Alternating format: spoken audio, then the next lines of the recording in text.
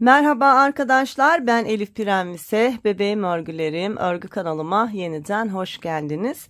Bugün sizlerle bu sevimli bebek çorabını birlikte öreceğiz. Bunun anlatımını size yapacağım. Çok kolay bir çalışma, tığ örgüyle çalışacağız. Şu burun kısmından başlayacağız, topuğa kadar geleceğiz.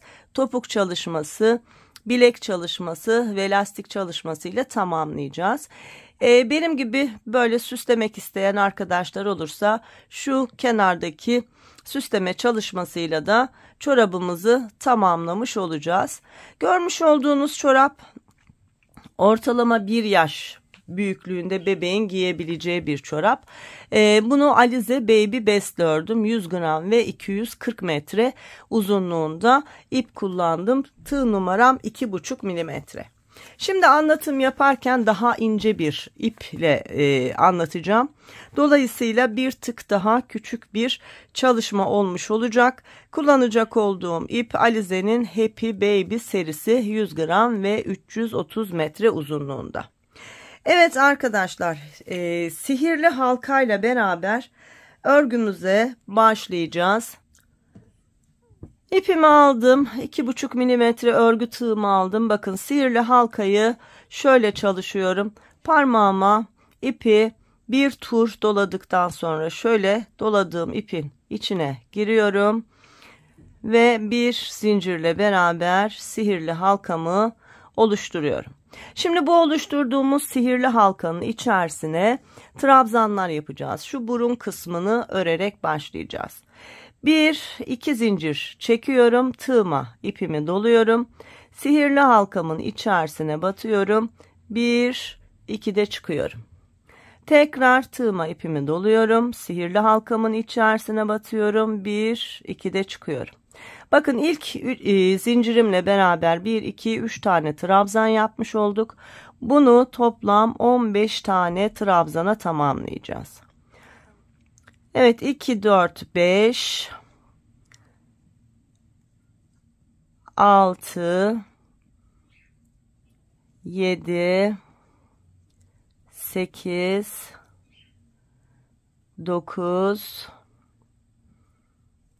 10, 11, 12, 13, 14 ve 15. Bir kontrol edelim. Tekrar sayalım. 2, 4, 6, 8, 10, 12, 14, 15. Bakın şimdi sihirli halkamın bu altındaki ipi çekerek sihirli halkamı kilitliyorum. Ve geliyorum ilk çekmiş olduğum 2 zincirin tam tepe kısmına şuraya batıyorum. Ve kaydırma tekniğiyle birleştiriyorum. Şurayı biraz daha sıkılaştıralım. Bakın ne kadar güzel oldu. Şimdi tekrar üst sıraya çıkacağız. 1, 2, 3 zincirle üst sıraya çıktım. Tığıma ipimi doladım. Bakın aynı yuvaya batıyorum ve bir ikili trabzan çalışıyorum. Alttaki trabzanın üzerine 2 tane trabzan çalışmış oldum. Her bir trabzanın üzerine 2 tane trabzan çalışacağız. Tığıma ipimi doluyorum. Bakın sıradaki trabzan bu. Battım. 1, 2 de çıktım. Tığıma ipimi doladım. Yine aynı yuvaya battım. 1, 2 de çıktım. 2 tane trabzanımın üzerine 1, 2, 3, 4 tane trabzan çalıştım. 15 trabzanımın üzerine toplamda 2'şer tane trabzan çalışarak 30 tane trabzana tamamlıyorum. Bakın her bir trabzanın üzerine bir, sonra yine aynı yuvaya 2 tane trabzan yapıyorum. Sonra sıradaki trabzanın üzerine 2 tane trabzan, sıradaki trabzanın üzerine 2 tane trabzan. Bu şekilde trabzan sayımı 30'a çıkartıyorum. Her birinin üzerine 2 tane. 1, tekrar aynı yuvaya 2. Sonra yandaki trabzanın üzerine 1, aynı yuvaya 2. Yandakinin üzerine 1, tekrar aynı yuvaya 2, yandakinin üzerine 1, tekrar aynı yuvaya 2. Bu şekilde 15 trabzanımın üzerine 30 tane trabzan çalışmış oluyorum. Evet, son bir trabzanım kaldı, bakın. 1 ve tekrar aynı yuvaya bir tane daha trabzan yaptım. Sayalım: 2, 4, 6, 8, 10, 12, 14, 16, 18, 20, 22, 24, 26, 28, 30 tane trabzanı tamamladık. Şimdi sıramızı birleştireceğiz. Yine 3 zincir çektiğim zincirin tepesine battım ve kaydırarak birleştirdim. 30 tane trabzanım var. Şimdi üst sıraya çıkıyorum. 1, 2, 3 zincirle. Artık her bir trabzanın üzerine bir tane trabzan yapıyorum. Her birinin üzerine bir tane trabzan. Yani 30 tane trabzanımın üzerine yine 30 tane trabzan çalışıyorum. Bu sırayı da hızlıca çalışayım arkadaşlar.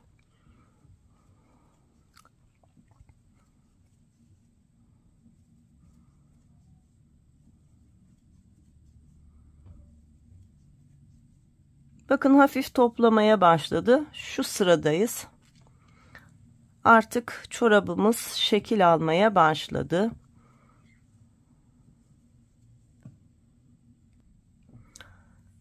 Evet, 30 trabzanın üzerine 30 tane trabzan tamamladım. Yine 1, 2, 3. zincirin tepesine battım ve kaydırarak birleştirdim. Bakın, burun kısmımız şurası oluşmuş oldu. Şimdi arkadaşlar 5 sıra daha yine 30 tane trabzanın üzerine 30 trabzan yapacağız. 5 sırayı tamamladıktan sonra artık topuk çalışmasıyla beraber devam edeceğiz. Yani toplamda başlangıçtan itibaren saydığımızda 1, 2, 3 sıra ördük. 5 sıra daha öreceğiz ve 8 sıra toplamda örgümüzü örmüş olacağız. Evet, 5 kez daha 30 trabzanı örelim, 5 sıra olacak kadar. Sonra devam edelim.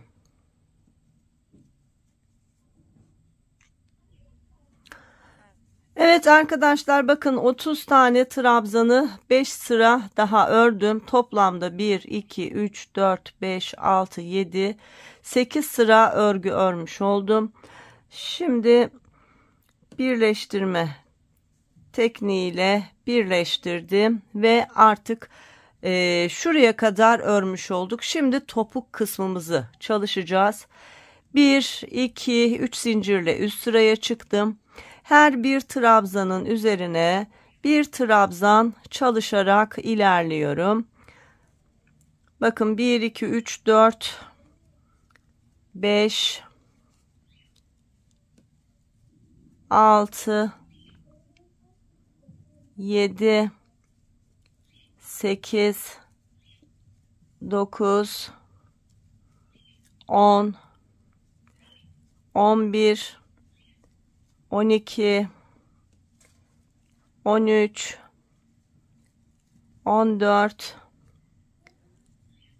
15, 16, 17, 18, 19 tane trabzan çalıştım. Bakın, burası benim topuk kısmım. Şurası da ayağımızın tam bitiş bilek kısmı. Şimdi 19 tane trabzanı çalıştık. Şöyle yapıyoruz. Bir üst sıraya çıkıyoruz. 1, 2, 3 zincir çekiyoruz. Yine 19 trabzanımızın üzerine 19 tane trabzan çalışıyoruz. Bu ikinci sıramız.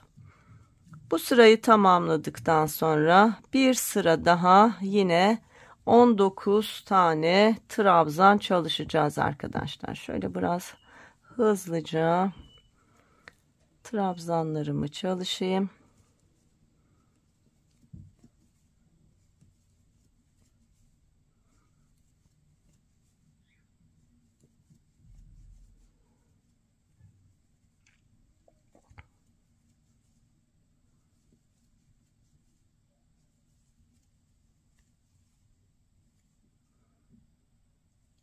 Son 2 trabzanım. Şöyle kontrol edelim.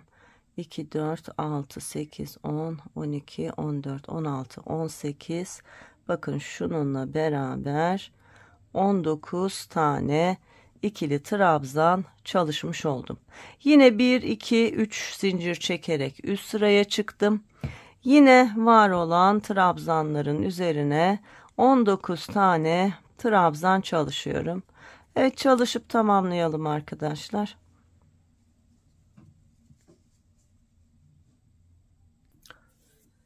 Evet, 3 sıra 19 trabzan çalışmış olduk. Şimdi topuk kesimi yapacağız. 1, 2, 3 zincirle üst sıraya çıktım ve trabzan çalışıyorum. İlk 3 zincirim birinci trabzanım, sonra 2, 3, 4, 5, 6, 7 ve 8. 8 tane trabzan çalıştıktan sonra bakın tam şurası topuk kısmımız. 2, 4, 6, 8 de burada kalıyor. Şimdi şurada kesme yapacağız. Nasıl yapacağız? Tığma ipimi doladım. Sıradaki trabzana battım. Şöyle bir kez ördüm. Kapatmadım. Tekrar tığma ipimi doladım. Sıradaki trabzana battım. Yine bir kez ördüm. 3 ipim oldu. Sıradakine battım. Bir kez topladım. 4 ipim oldu. Şimdi 2, 4, 6, 8 trabzan sağda, 8 trabzan solda kalmış oldu. Bunların hepsini birlikte ördüm. Bir zincirle sabitledim. Sonra 8 tane trabzanım kaldı. Bu 8 trabzanı örerek sıramı tamamlıyorum.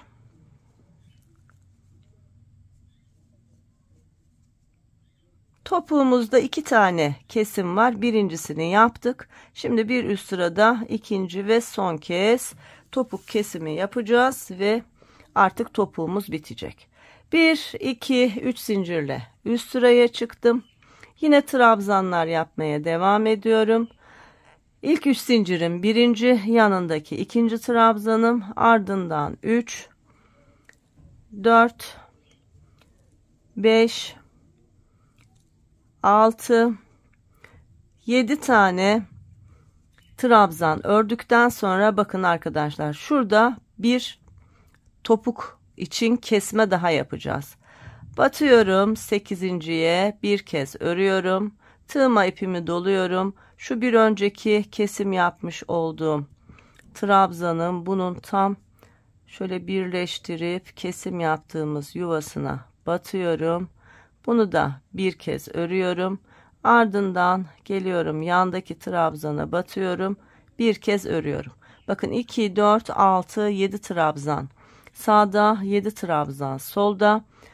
Ortadaki 1, 2, 3, 4 ipten oluşan ilmeklerimi topluyorum ve topuk kesimi yapıyorum. Şimdi 1, 2,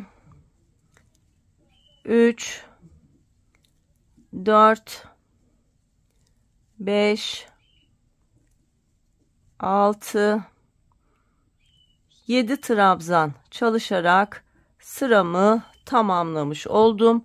Topuk çalışmamızı da yapmış olduk. Bakın bu topuk kısmımız şöyle yuvarlanmış oldu.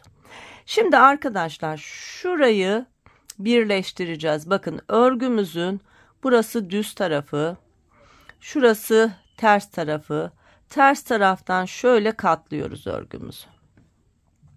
Dikişsiz bir çalışma yapacağım ve tığla birleştireceğim. Bakın geliyorum. Şuradaki ilk trabzanla bir kez şöyle bir birleştirme yapıyorum. Ardından bakın ikinci trabzanım burada. Şöyle yuvasına batıyorum. Bunun da yuvasına batıyorum. İkisini birlikte örerek kaydırıyorum. Yine bakın karşılıklı trabzanların arasından batarak, kaydırarak birleştiriyorum. Hem önde hem arkada çok düzgün bir görüntü oluyor. Bakın son birleştirmem burada. Burada da kaydırdım ve birleştirdim. Bakın arka tarafımız ne kadar düzgün oldu. Çok düzgün bir birleştirme yapmış olduk. Şimdi ipimiz aşağıda kaldı. Normalde kesmemiz lazım ama ben kesilen iple örgüyü sevmiyorum. O yüzden şimdi de yukarıya doğru kaydıracağım. Bakın. Şöyle yukarıya doğru kaydırma tekniğiyle beraber yukarıya kadar örgümü kaydırdım. Şurası benim başlangıç yerim olsun. Bakın yukarıya kadar geldik. Şurası da topuğumuz. Bakın ne kadar düzgün oldu. Şimdi şuraya batalım ve trabzan çalışmalarına devam edeceğiz. Artık şu bilek kısmımızı öreceğiz arkadaşlar. Yine 3 zincir çektim.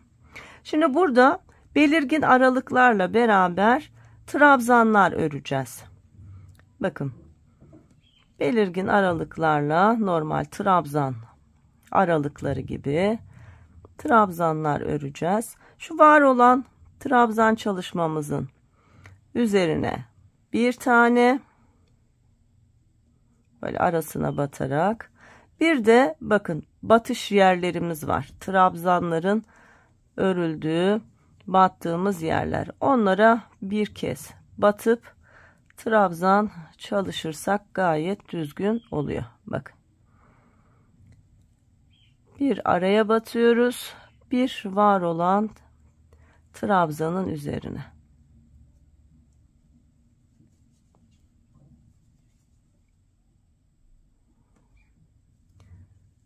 Evet, şimdi bir sayalım kaç tane yapmışız. 1, 2, 3, 4, 5, 6, 7, 8, 9, 10 tane.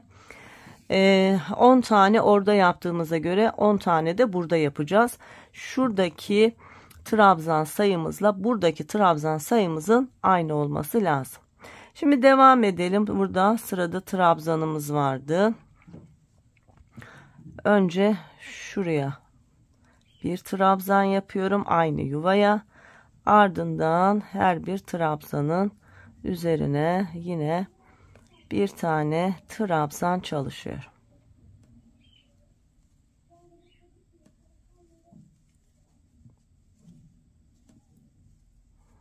Burada kaç trabzanımız var hemen söyleyeyim. 1, 2, 3, 4, 5, 6, 7, 8, 9, 10, 11, 12,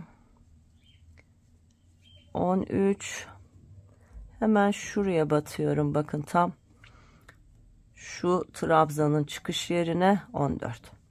Şimdi burada da yine 10 tane trabzan yapacağız. Batalım. Bir trabzanın arasına, bir kenarına. Bir arasına, bir kenarına. 4 etti. Burada 10 tane yapıyorduk. Bir arasına 5, bir kenarına 6, bir arasına 7, bir kenarına 8, bir arasına 9. Şu tam başlangıç yerimiz bizim orta trabzanımız. Yani bunu her iki tarafın ortası olarak düşündüğümüzde burada da 9, burada da 9 oluyor. Şu 10'uncusu tam orta kısımda olan trabzanımız. Bunu da birleştirme tekniğiyle birleştirdik. Şimdi toplamda kaç trabzanımız oldu hemen sayayım. Şunu en son sayacağım. 2, 4, 6, 8, 10, 12, 14, 16, 18, 20, 22, 24, 26, 28, 30 ve 31 ilmek. pardon 32 ilmek. Şu 31, şundan beraber 32. Toplamda 32 tane trabzanımız oldu. Şimdi bir üst sıraya 3 zincirle çıkıyorum. Her bir trabzanın üzerine bir trabzan çalışıyorum. 32 trabzanımız var. Her birinin üzerine bir trabzan yaparak yine 32 trabzan çalışması yapıyoruz. Evet, bu bizim ikinci sıramız. Toplamda 3 sıra yapacağız. Bunu aslında istediğiniz kadar uzatabilirsiniz. Uzun bir çorap olmasını istiyorsanız arkadaşlar, bunu 3 sıra yerine 5 sıra, 7 sıra gibi istediğiniz uzunluğa ulaşana kadar uzatabilirsiniz. Şimdi benim anlatacağım modelde örmemiz gereken sıra sayımız tam 3 sıra. Şu örmüş olduğumuz ikinci sıramız. Bunu tamamlayalım. Sonra bir sıra daha örelim. 3 sıraya tamamlayalım. Lastik kısmıyla devam edelim. Üçüncü sıramı da tamamladım. Şimdi kaydırarak birleştirdim. Bakın 1, 2, 3 sıra topuktan sonra örgümüzü örmüş olduk. Şimdi lastiğe başlayacağız arkadaşlar. Lastik çalışmamızda da bir önden bir arkadan batarak başlayacağız. Şimdi ilk ilmeğimizi arkadan batarak başlayacağız. O yüzden şöyle batarak ipimi arkaya alıyorum. Sonra 1, 2, 3 zincir çekiyorum. Sıradaki ilmeğim düz, yani önden batarak aldığım ilmek. 1, 2 de çıkıyorum. Tığıma ipimi doluyorum. Sıradaki ilmek ters, yani arkadan şöyle batarak ikili trabzan çalışıyorum. Bu tığ işi tekli lastik örgü arkadaşlar. Tığıma ipimi doladım. Düz öreceğim, yani önden batıyorum ve ikili trabzan çalışıyorum. Tığıma ipimi doluyorum. Sıradaki ters, bir düz bir ters ilerlediği için arkadan batıyorum ve trabzanımı çalışıyorum. Bir önden ikili trabzan, bir arkadan ikili trabzan. Bir önden ikili trabzan, bir arkadan batarak ikili trabzan. Bakın, lastik çalışmamız böyle oluyor. Tekrar göstereyim. Önden batarak, sonra arkadan batarak. Tığımıza ipimizi doluyoruz. Sıradaki trabzanın ön tarafından şöyle giriyoruz. İpimizi alıyoruz. 1, 2 de çıkıyoruz. Bu önden olan. Tığıma ipimi doluyorum. Şimdi arkadan olanı arka taraftan bu şekilde batıyoruz ve 1, 2 de çıkıyoruz. Biri ön tarafta kabarık oluyor, biri arka tarafta böyle çukurda kalıyor. Bu şekilde sıramızı tamamlayalım. Bakın, sıra sonuna geldim. En son ters olarak örmüştüm. Şimdi son bir trabzanım var. Onu da önden batarak örüyorum ve başlangıç noktama geldim. Burası ters olan ilk başlangıç trabzanım. Tepesine batıp kaydırarak birleştiriyorum. Şimdi ikinci sıramızı çalışacağız. Yine aynı çalışmayı yapacağız arkadaşlar. Bakın, şöyle arkadan batıyorum. Bu şekilde ipimi arkaya alıyorum. Sonra 1, 2 zincir daha çekiyorum. 3 zincire tamamlanıyor. Bakın, sıradaki ilmeğim zaten kabarık duran düz ilmeğim. Ön taraftan batıyorum. Bir ikili trabzan. Sıradaki, bakın, çukurda kalıyor zaten. Buna arka taraftan batıyorum. Bir ikili trabzan. Önden bir düz, arkadan bir ters. Bakın, önde kabarık olanların önden batarak, arkada böyle çukurda kalanlara arkadan batarak ikili trabzan çalışıyoruz. Bunu bu şekilde arkadaşlar 3 sıraya tamamlayalım. Evet, son sıramı da tamamlamış oldum. Artık lastik çalışmam da bitti. Şimdi geliyorum. Zincirimin üzerine batarak kaydırma tekniğiyle kaydırıp birleştiriyorum. Bir zincirle sabitleyip ipimi kesiyorum. Bakın arkadaşlar, normalde çorabımız bu şekilde klasik bir çorap çalışması ama süsleme yaparak böyle biraz hareketlendirebiliriz. Şimdi onu da göstereceğim. İsteyen arkadaşlar o şekilde de çalışabilirler. Şu örgümüzün iç tarafına ipimizi biraz yürütelim, sonra fazlasını temizleyelim.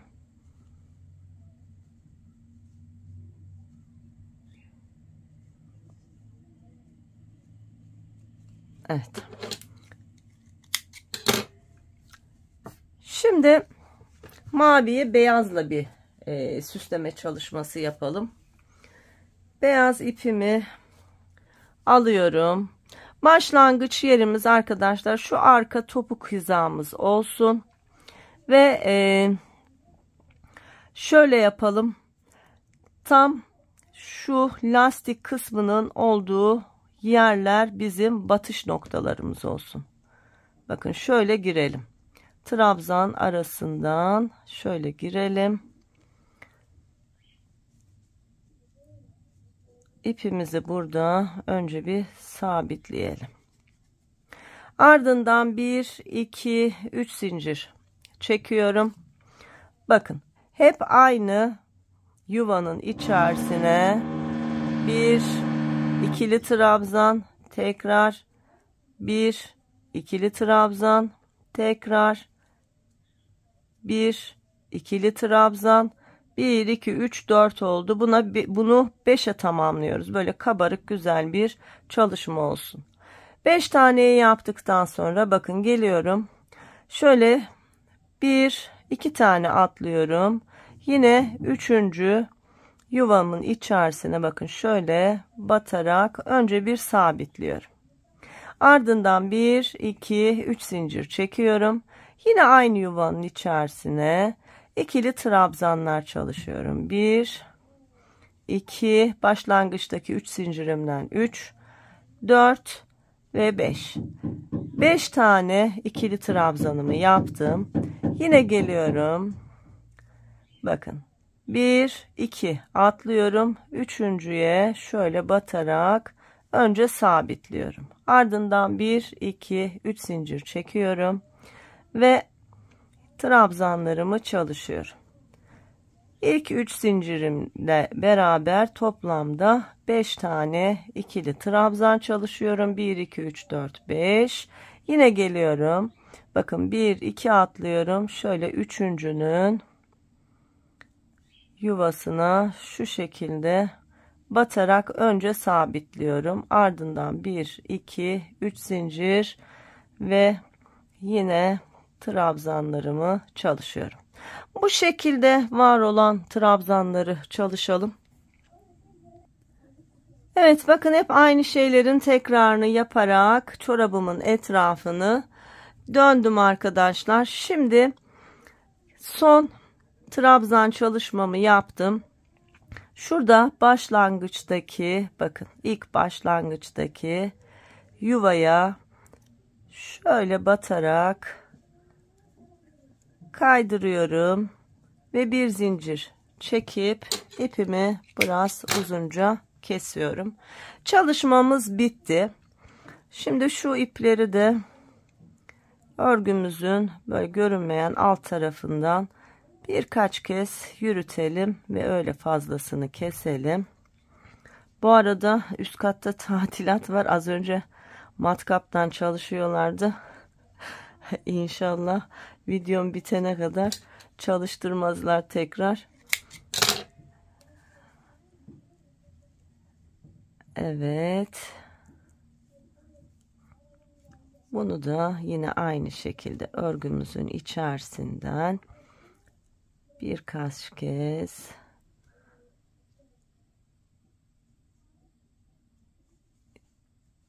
yürüttük ve fazla ipimizi kestik.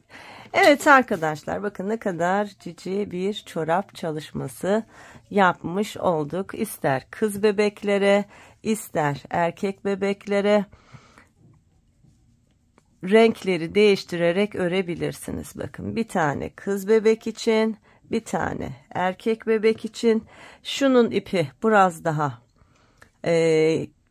ince olduğu için bakın şöyle yarım santim kadar boydan bir farkı oldu. Bunu özellikle böyle çalıştım. Şimdi bizim kullandığımız ipimiz, tığımız ve örgümüzün sıklığı bizim örgümüzün büyüklüğünü değiştiriyor. O yüzden ölçüyle yol almanızda fayda var arkadaşlar.